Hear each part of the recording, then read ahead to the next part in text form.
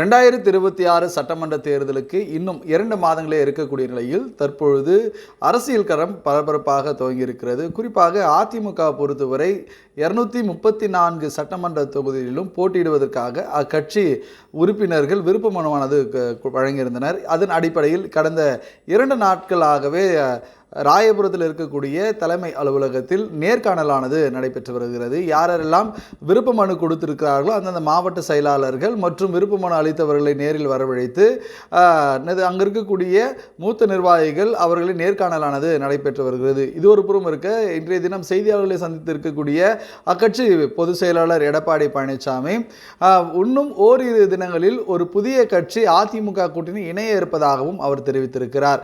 ஏனென்றால் ஏற்கனவே பாரதிய ஜனதா கட்சியுடன் கூட்டணி அமைந்திருக்கக்கூடிய அதிமுக மற்றும் பாமக உள்ளிட்ட கட்சிகள் அதிகாரப்பூர்வமாக அதிமுக கூட்டணியில் இருப்பதாக அறிவிப்பானது வெளியிட்டிருந்தது. இந்த நிலையில் இன்னும் மேலும் புதிய கட்சி அதிமுகவில் இணைய இருப்பதாக தகவலானது வெளியாக இருக்கிறது. இது மட்டுமல்லாமல் 2026 சட்டமன்ற தேர்தலில் திமுகவை வீழ்த்தி அதிமுக ஆட்சியை பிடிக்க வேண்டும் என்பதற்காக பல்வேறு முயற்சிகளை மேற்கொண்டு வந்த நிலையில் அதிமுக பாஜக கூட்டணியானது ஏற்கனவே அமைந்திருக்கக்கூடிய நிலையில் இன்னும் புதிதாக ஒரு சில கட்சிகள் அதிமுகவில் இணைய உள்ளதாகவும் அதற்கான அறிவிப்பும் விரைவில் வெளியாகும் எனவும் தெரிவிக்கப்பட்டிருக்கிறது. ஏனென்றால் இந்த மாதம் 23ஆம் தேதி பிரதமர் மோடி தமிழகம் வரும்பொழுது அதிமுக மற்றும் என்டிஏ கூட்டணியில் அங்கம் வகித்திருக்கக்கூடிய அனைத்து நிர்வாகிகளும் ஒரே மேடையில் தோன்ற இருப்பதாக தகவலானது வெளியாகிருக்கிறது. இதற்காக பாஜகவினர் ஒருபுறம்